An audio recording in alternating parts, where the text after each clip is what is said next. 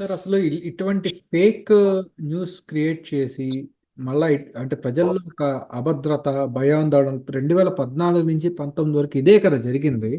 అంటే తెలుగుదేశం ఆ, ఆ అనుభవాల నుంచి ఏమి నేర్చుకోవట్లేదు అనుకోవాలా, లేకపోతే ఎలా చూడాలి సార్ ఈ మొత్తం వ్యవహారం? ఇలాంటి వాళ్ళని ఏం చేయాలి అసలు? దేనికంటే మనం చూసాము 2014 నుంచి 19 వరకు గ్రాఫిక్స్ అన్నారు, అమరావతి అన్నారు, బ్రహ్మరావతి అన్నారు, ఏకంగా పోలవరం కూడా గ్రాఫిక్స్ అన్నారు, జనాలు నమ్మారు. ఈ విషయంలో తెలుగుదేశం ఇప్పుడు ఎన్డీఏ ప్రభుత్వం నిర్లక్ష్యం వహిస్తే నష్టపోతారు. ఎందుకంటే ఇలాంటి పోకడల్ని ఆదిలోనే తుంచివేయాలి. ఇప్పుడు స్వేచ్ఛగా మీరు మాట్లాడటం తప్పలేదు. ఇప్పుడు పత్రికా స్వేచ్ఛ ఉంది, వాక్ స్వాతంత్ర్యం ఉంది, జీవించే హక్కు ఉంది, ఇవన్నీ ప్రాథమిక హక్కులు. మీరు ప్రజలకు నష్టం కలిగేది, ప్రజలను భయాందోళన గురి చేసేది, ప్రజలను రెచ్చగొట్టే విధంగా, ప్రాంతాల మధ్య చిచ్చుపెట్టే విధంగా ఎలాంటి ప్రకటనలు ఉన్నా, ప్రచురణలు ఉన్నా, వాయిస్ వినిపించినా అది మహా నేరం. దాని మీద ఉక్కుపాదం మోపాలి. అందుకనే తెలుగుదేశం శ్రేణులు ఆ డెక్కన క్రానికల్ ఆఫీస్ ముందు ఆడ జీతాలు ఇవ్వడం వాళ్ళ ఆఫీసులో వాళ్ళకి సరిగ్గా 2 ఏళ్ల క్రితం 3 ఏళ్ల క్రితం వాళ్ళు పెద్ద ధర్నాలు చేశారు. వాళ్ళు జీతాలు ఇవ్వట్లేదు వీళ్ళు. అదే క్రికెట్ టీంని కొనుక్కుని గత్తర గందరగోళం చేసేసాడు. అప్పుడు ఏంటి, మా పక్కన మేఘా కృష్ణారెడ్డి ఇలా తెలంగాణలో వాళ్ళకి అనుకూలం కేసీఆర్ గారు, ఇక్కడేమో ఆంధ్రలో అతను శుభ్రం కొల్లగొట్టేశారు. మన సొమ్మంతా దొబ్బేశారంట. మళ్ళా మొదలెట్టాడు వీళ్ళని మొగ్గలో తుంచేయాలంట. ఆ వెంకటరామరెడ్డి అన్నవాడు మళ్ళీ కనపడకుండా చేయాలి, బయట రాకూడదు. ఇది చేయకపోతే ఇబ్బంది. వీళ్ళు ఏ మొగమాటంతో ఆగుతారో తెలియదు, కానీ అసలు వాళ్ళు పిలిపించాలా, ఆ ఎడిటర్ని వాళ్ళని పిలిపించి బిహైండ్ ది బాక్స్ కూర్చోబెట్టి విచారణ చేయాలి. ఆ విచారణ చేయకపోతే ప్రమాదం కదా. ఏంటండి ఇది, ఈ దుష్ప్రచారాలు ఎన్నాళ్ళు ఎలాగా? దీనికి అంతూ జరిగి ఉండొద్దా? ఇప్పటికే ఇంకా సోషల్ మీడియాలో చంద్రబాబు నాయుడు గారు, లోకేష్ గారు ఫోటోలు మార్పింగ్ చేసి పవన్ కళ్యాణ్ గారి మీద చాలా దారుణంగా ఉంది. వాళ్ళేమి తగ్గలేదండి. 10 రోజులు ఆగారు వీళ్ళు బాబోయ్ భయపడి. తర్వాత వీళ్ళు ఏం చేయర్రా, ఆ పాత ఆఫీసర్లే పేషీల్లో ఉన్నారు. ఎక్కడికక్కడ డిపార్ట్మెంట్ లో కూడా ఏం పెద్ద మార్పులు లేవు. అందరూ ప్రభుత్వం, పార్టీ మారింది, ముఖ్యమంత్రి మారాడు, కానీ ఆ జనం అలాగే ఉన్నారు మన వాళ్ళు అన్నట్టుగా ఉండాలి. ఎవరు చర్యలు లేవు, ఏమీ లేవు. పార్టీ ఆఫీస్ మీద దాడి చేసిన వాళ్ళు లేళ్ళ అప్రింట్ వాళ్ళు 34, 35 కూడా అంట.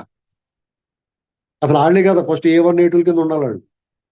35 ముద్దాయి, 34 ముద్దాయి అంటే అలాగే దేంతో నవ్వాలో తెలియట్లేదు ఎవరికైనా. ఇదేట్రా బాబు, వీళ్ళ కోసమా ఇంత కష్టపడ్డామని అనుకుంటున్నారు కార్యకర్తలు. అండి, కార్యకర్తల అసంతృప్తి ఉందన్నమాట, వాస్తవేనండి. అయితే మనం ఒకటి, కొన్ని అప్పటికప్పుడు చేయలేరు. కొంతమంది అధికారులని మార్చి కొత్త వాళ్ళని సరైన వాళ్ళు పెట్టుకోవాలనుకుంటారు వాళ్ళు కూడా. కానీ ఆ జగన్మోహన్ రెడ్డి అందరిని రేపు చేసి వెళ్ళిపోయిన తర్వాత అక్కడ మంచోడు ఎవడో చెడ్డోడు ఎవడో తెలియట్లేదు. ఎవరిని తీసుకున్నా కానీ వెనకాల మచ్చ ఉంటుంది. ఇక మరీ మాంసం తిన్నామని ఎముకలు మెళ్ళ వేసుకున్న వాళ్ళు ఉన్నారు కొంతమంది. ప్రవీణ్ కుమార్, ప్రవీణ్ ప్రకాష్, సునీల్ కుమార్, ఆ సీతారామాంజనేయులు, ఇలాంటి వాళ్ళు, జవహర్ రెడ్డి, వీళ్ళందరూ మాంసం తిన్నామని ఎముకలు మెళ్ళ వేసి తిరిగేశారు. కాబట్టి ఆవిడ శ్రీలక్ష్మి గారు ఇలాంటి వాళ్ళు కొంతమందిని అవాయిడ్ చేయగలిగారు, సునీల్ కుమార్ ఇలాంటి వాళ్ళు అందరినీ. కానీ ఇంకా కొంతమంది ఇప్పుడు పేషెంట్లో పనిచేస్తున్నారు, ఓఎస్డీలుగా వచ్చారు చాలా మంది జగన్ వీరభక్తులు. వీళ్ళందరినీ అసలు ఇప్పుడు ఆ పేపర్లో కూడా వచ్చింది. మళ్ళాంటి వాళ్ళు మాట్లాడితే ఏంటో అనుకుంటారు. ఇవాళ డైరెక్ట్ గా ఏబిఎన్ ఆంధ్రజ్యోతి పేపర్లో వచ్చింది. ఎవడాడు అక్కడికి, ఇది అంతా ఇవన్నీ చూస్తే ఇది ఏమవుద్దంటే కార్యకర్తలు ఒక రకమైన నిరాశ, నిస్పృహ, అసంతృప్తి ఉంటుంది. ఇది పార్టీకి శ్రేయస్కరం కాదండి, తెలుగుదేశం పార్టీకి. ఎందుకంటే ఎప్పుడైతే కార్యకర్తలు అసంతృప్తితో ఉండి అలిగి పక్కకు పోతే పార్టీకి చాలా నష్టం వస్తుంది రేపు రాబోయే రోజుల్లో. ఇవాళ అధికారంలో ఉన్నారు 4 ఏళ్ళు 5 ఏళ్ళు, ఆవిడ ఏం చేయలేకపోవచ్చు. దానివల్ల పెద్ద నష్టం ఉండదు వాళ్ళకి. కానీ ఆంధ్రప్రదేశ్ లో తెలుగుదేశం పార్టీ లేకపోతే ఈ కూటమి 10-15 సంవత్సరాల అధికారంలో ఉండాల్సిన ఆవశ్యకత ఉంది, అనివార్యంగా ఉండాలి. ఎందుకంటే జగన్మోహన్ రెడ్డి విధ్వంసాన్ని చనిచేసి ఆ శిథిలాలు శకలాలు పోగేసి దాన్ని పునర్నిర్మాణం చేయటం అంటే మాటలు కాదండి. అది మొత్తం ఇప్పుడు కొత్తగా నిర్మించడం వేరే, సగం కట్టిందని కూలగొట్టేసి మళ్ళీ కట్టడం అంటే రిపేర్ చేయడం చాలా కష్టం. మీకు ఎప్పుడో కొత్త ఇల్లు కట్టుకోవడం ఈజీ మీకు, అదే పాత ఇల్లు రిపేర్ చేయడం చాలా కష్టం. ఇప్పుడు వాళ్ళ పరిస్థితి ఏంటి? కొత్తగా ఇల్లు కట్టుకోలేరు, పాత ఇల్లు రిపేర్ చేయడానికి ఏమో సమయం పట్టారు. అంటే కొత్త ఇల్లు కట్టుకోలేని ఆర్థిక పరిస్థితులు తీసుకొచ్చి పెట్టాడు. ఇలాంటి పరిస్థితుల్లో వాళ్ళకి అధికారంలో ఉండటం అనివార్యం. వాళ్ళు అధికారంలో ఉండాలంటే వాళ్ళ కోసం కసిగా పనిచేసిన కార్యకర్తలు, పార్టీ నాయకులకు, ద్వితీయ తృతీయ శ్రేణి నాయకులు వీళ్ళందరూ అసంతృప్తికి లోనవ్వకూడదు. వాళ్ళ కోసం ఎప్పుడు బయటికి రాని కూడా బయటకు వచ్చి పనిచేశారు ఈ ఎలక్షన్స్ లో అందరూ. ఏ ఒక్కరితో క్రెడిట్ కాదండి ఇది, ప్రతి ఒక్కళ్ళు కష్టపడ్డారు. అంటే ఎప్పుడు ఓటేయని వాడు కూడా వచ్చి ఓటేసాడు, 10 మందికి చెప్పగలిగినోడు చెప్పాడు, 4 రూపాయలు ఇవ్వగలిగినోడు ఇచ్చాడు. ఎవరి స్థాయిలో వాడు ఏమి చేయగలడో అంతా చేసేసారు, అంతకు మించి కూడా చేశారు. కొంతమంది సుదీర తీరాల నుంచి, ప్రాంతాల నుంచి పనిగట్టుకొచ్చి ఈ జగన్మోహన్ రెడ్డిని పారదోలడంలో చంద్రబాబు నాయుడు గారికి ఈ కూటమికి అండగా నిలబడ్డారు. ఈ విషయంలో మరి పార్టీ ఖచ్చితంగా ప్రజల అభిప్రాయం కూడా ఇలాగ ఉంది. వాళ్ళందరినీ సంతృప్తి పరచాలి, వాళ్ళందరికీ ఉపశమనం కలిగించాలి. ఆ ఉపశమనం ఎలా కల్పించాలనేటువంటి మనం చెప్పగలేదు, అది మీద దృష్టి పెట్టాలి. పాపం వాళ్ళ సమయం కూడా లేదు.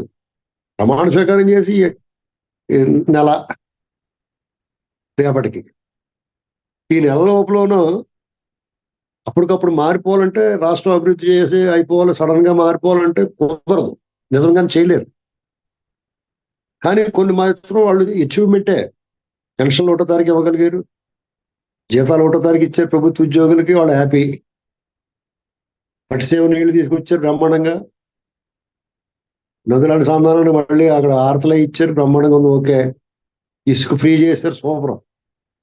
ఇలాంటి బ్రహ్మాండంగా చేశారు. వాళ్ళు ఇచ్చిన 5 ఆటల మీద సంతకం పెట్టేశారు. ఏంటండి అమల్లోకి వచ్చేసినాయి, శభాషణంలా బ్రహ్మాండంగా చేసినట్టే. కొన్ని ఆటోమేటిక్ గా అమరావతి గిప్పలు కొట్టించేసి ఆటోమేటిక్ గా దేదీప్యమానంగా మార్చేసారు. అప్పుడే 90,000 పెట్టుబడులు వచ్చేసింది, 90,000 కోట్ల పెట్టుబడి వచ్చేసింది. బీపీసీఎల్ రెడీ చేస్తున్నారు, రోడ్లు, ring road, Amaravati ring road, Hyderabad Bengaluru road అంటే ఇంచుమించు రాయలసీమ కవర్ అయిపోద్ది. 12 లైన్స్, ఒకవైపు 6 లైన్స్, బ్రహ్మాండ ఎక్స్ప్రెస్ హైవే. అది గంటల్లో చేరిపోవచ్చు బెంగళూరు హైదరాబాద్ నుంచి. అంటే హైదరాబాద్ నుంచి బెంగళూరు అంటే మనకు సంబంధం లేదనుకోకండి, కర్నూలు, అనంతపురం దాంట్లో కలిసి ఉంటాయి. మొత్తం మ్యాక్సిమం మనకి బెంగళూరు హైదరాబాద్ అంటే మ్యాక్సిమం కర్నూలు, అనంతపురం ఆ రోడ్లు ఉండేది. కాబట్టి అయినా ఇన్ని చేసిన క్యాడర్లో ఏదో ఒక భారం, అది దీన్ని పాపం చంద్రబాబు నాయుడు గారికి ఎప్పుడు ఎదురవ్వని వింత పరిస్థితి ఇది. ఇంత మైక్రో లెవెల్ అబ్జర్వేషన్ లేదు గతంలో. ఎలక్షన్ లో అయిపోయిన తర్వాత, గెలిచిన తర్వాత, పార్టీ గెలిచిన తర్వాత ఆవిడ అభిమానులు ఆవిడ పనులు వాళ్ళు ఉండేవారు. రాజకీయ పార్టీ కార్యకర్తలు, నాయకులు వాళ్ళు పని ఏదో చాలా చేసుకుంటూ పోతూ ఉండేవారు. మళ్ళా ఏదన్నా ఇలాంటిది వచ్చినప్పుడు పార్టీ కార్యక్రమాలు అప్పుడు తప్పు. కానీ ఈసారి ఏమైందంటే మైక్రో లెవెల్ అబ్జర్వేషన్. రాజకీయ నాయకుల మీద, రాజకీయ నాయకులు ఆ పార్టీలో ఏమన్నాడు, ఈ పార్టీలో ఏమన్నాడు అని చూసేవారు ఇది వరకు. ఇప్పుడు అలా కాకుండా ఎస్ఐ దగ్గర నుంచి మొదలెడితే ఎస్పీ వరకు, డిఐజీల వరకు కూడా ఇదేంటి, ఎక్కడ చేస్తున్నాడు, ఎప్పుడు ఎలా ప్రవర్తించాడు, ఎప్పుడు ఏం చేశాడు అనేటువంటి అబ్జర్వేషన్ లోకి వచ్చేసింది. సోషల్ మీడియా పుణ్యం పంపటం. వాళ్ళు చేసిన దురాఘాతాలు అలాగట్టి, ఘోరాలు అలాంటి. సపోజ్ చంద్రబాబు నాయుడు గారు లాంటి వ్యక్తిని ఎయిర్పోర్ట్ లో నిర్బంధించారు. ఆయన రామతీర్థం వెళ్తుంటే లారీలు అడ్డం పెట్టాడు, ఎవడికి ఆఫీసర్.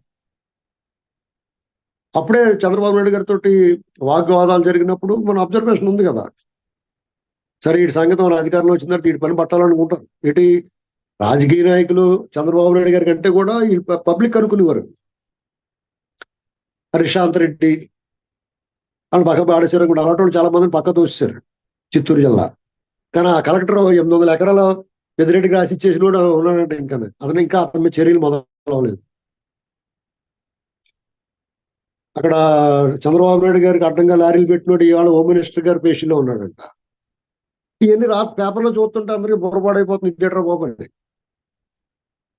ఇది దాన్ని అంటే ఇది వాళ్ళు కూడా అప్పటికప్పుడు అలా చెరిపోయలేరు. ఎందుకంటే జగన్మోహన్ రెడ్డి అందరిని రేప్ చేసి వెళ్ళిపోయాడు. ఇందులో ఎవరు మంచివాళ్ళు ఎవరు స్వచ్ఛమైన వాళ్ళు ఎవరికి తెలియదు. ఎవరిని తీసుకున్నా కానీ వాళ్ళ మీద మచ్చ ఉంటుంది. దీని నుంచి అర్జెంటుగా బయటపడాలా ఈ ప్రభుత్వం. కారణం ఏంటంటే వాళ్ళు ఈ దేశంలోనే కాదు, ఈ ప్రపంచంలోనే ఏ ప్రభుత్వం చేయలేని గొప్ప పనులు ఈ నెలల్లో చేశారు వీళ్ళు. అంటే జగన్మోహన్ రెడ్డి అనంతరం చంద్రబాబు నాయుడు గారి గవర్నమెంట్ లో ప్రభుత్వం వస్తే వీళ్ళ వల్ల ఏమైనా అవుద్దా, ఒక్క అడుగు కూడా ముందుకు వేయగలరా, వీళ్ళ పరిస్థితి ఏంటి, వీళ్ళు ఏమీ చేయలేరు అనేటువంటి పరిస్థితి నుంచి వాళ్ళు నెలల్లో ఎంత ఎంత పనులు చేశారండి వాళ్ళు. ఒక్క నిమిషం వృధా కాకుండా ఈ కష్టం అంతా వృధా అయిపోతుంది ఈ ప్రచారాల వల్ల. దీనికి అర్జెంటుగా ఫుల్ స్టాప్ పెట్టాలి. ఫుల్ స్టాప్ పెట్టాలంటే ఏం చేయాలంటే కనీసం వాళ్ళందరినీ పక్కన పెట్టాలి కొన్నాళ్ళు. మీకు నిజంగా వాళ్ళు జగన్మోహన్ రెడ్డికి తప్పక, జగన్మోహన్ రెడ్డి బలవంతం వల్ల, జగన్మోహన్ రెడ్డి బెదిరించడం వల్ల మేము చేయాల్సి వచ్చిందండి, మా తప్పు అయిపోయింది, మేమందరూ ఇటువంటి వాళ్ళు వాళ్ళ ప్రాతిపత్యాన్ని నిరూపించుకుని పార్టీ పెద్దల దగ్గర, ప్రభుత్వ పెద్దల దగ్గర వాళ్ళు ప్రాపకం పొందినా అది ప్రజల్లోకి మెల్లమెల్లగా వాళ్ళని అలవాటు చేయాల. వాళ్ళు బయటకు వచ్చి మాట్లాడాలా. అప్పుడు దాకా మీకు వాళ్ళకి ఇలా పేషెంట్లో కనిపిస్తే వాళ్ళకి ఇంకా వైసీపీ ఫ్లేవరే కనపడుతూ ఉంటుంది. ఎందుకంటే జగన్మోహన్ రెడ్డి మీద ఆ రకమైన ద్వేషం వచ్చేసింది, ప్రజలకి వెగట వచ్చేసింది. జగన్మోహన్ రెడ్డి పార్టీ వాళ్ళన్నా, జగన్మోహన్ రెడ్డి మనుషులన్నా, జగన్ ప్రేమికులన్నా జనాలకి వెగటు, అసహ్యం, ద్వేషం, కోపం, రోషం అన్ని వచ్చేసినాయి. అదే కారణం. అంటే జగన్మోహన్ రెడ్డి మీద ఎంత వ్యతిరేకత ఉందో చూసారా, ఇదే కారణం. అంటే అతను ఇంకా మళ్ళీ కళ్ళు మూసుకు తెరిస్తే 5 ఏళ్ళు వచ్చి అతను రాడండి, అతను ఎప్పటికే మళ్ళీ రాలండి. ఎందుకంటే ఈ రేంజ్ లో ద్వేషం ఉన్నప్పుడు దాన్ని వాళ్ళు కూడా ఈ ప్రజల మనోభావాలకు అనుగుణంగా జగన్మోహన్ రెడ్డిని పక్కన పెట్టేశారు. ప్రభుత్వం కూడా పక్కన పెట్టాలి కదా. అంటే ప్రభుత్వం వాళ్ళని పక్కన పెట్టలేదంటే ప్రజల మనోభావాలకి, మనోగతానికి వ్యతిరేకంగా వెళ్ళినట్టు. ప్రజల మనోభావాలకు వ్యతిరేకంగా వెళ్తే మళ్ళీ వీళ్ళకి నష్టం. ఇది గమనించుకోవాలి. రైట్. చూద్దాం సార్ మరి ఏమవుతుందో. ఇటువంటి పుకారు సృష్టించే పూంపుహారుగాలను ఏం చేయాలనేది ప్రభుత్వం కూడా కఠినంగా వ్యవహరించాలని కోరుకుందాం సార్. ధన్యవాదాలండి.